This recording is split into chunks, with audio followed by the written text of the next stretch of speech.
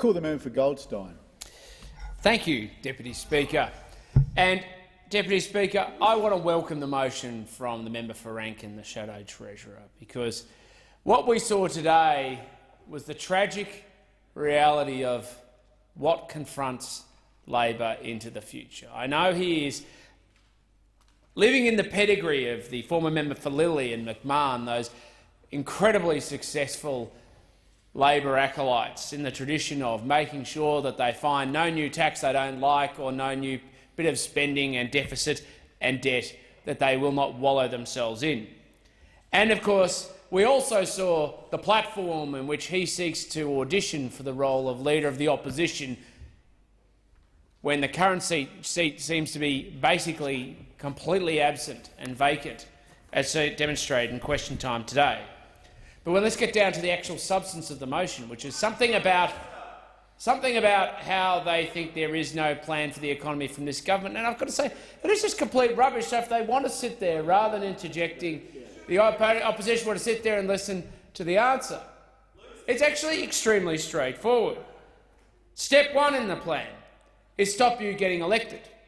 And we achieved that very successfully at the last election. And that's kind of important. Because when you come to the Australian people and say the solution to Australia's economy is to chuck higher taxes and greater taxes, in fact $387 billion more in taxes on the Australian people to drive productivity and growth, it's wonderful that they now come in here and continue to defend, as many people do, that that platform was something they should take to the public again. Step one, stop Labor getting elected. Success. Step two, stop their higher taxes, and we did so by achieving step one, something we should be very proud of. And then we got onto our platform of what we should do. Step three is cut taxes. In fact, we made sure we passed legislation through this parliament against their will, against their opposition, against their fighting, against their behaviour, against their tactics, against every single thing that they tried to do procedurally. We actually cut income taxes for lower middle income earners. And then we also put in place, because we actually have the capacity to do it, because we actually are running the budget pretty well, have actually put in place and legislated tax cuts into the future so that people can plan, people can put themselves in a position where they're in the best chance to pay their fair share of tax while encouraging people to work and grow the economy.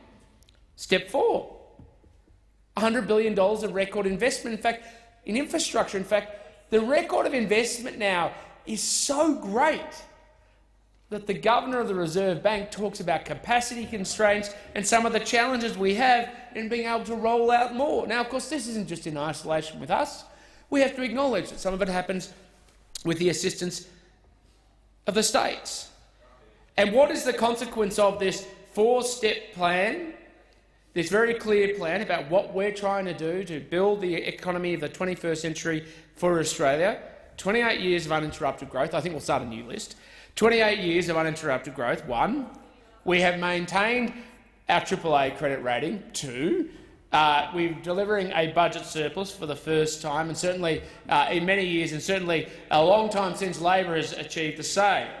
And then let's get down, let's go to sub-points of 1, 2 and 3. Let's get down to point A of sub-point 3. This is how detailed the plan is. Let's go and ask Australian workers what they think. And of course, what we know is there's actually a record number of Australians in work. In fact, we created 1.4 million jobs since about 2013. That's point A. Let's go to point B. What's the impact on women and those people who have traditionally experienced the problems of gender pay gap? It's narrowing. That's a pretty good one.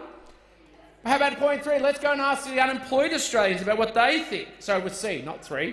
C, subsection 3C of the plan, which is what has happened to unemployed people, of course.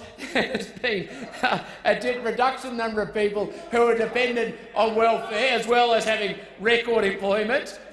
Subsection 3.4, D, sorry, I've got to get this right. Let's ask our exporters, greatest terms of trade and trade surplus on record at $8 billion.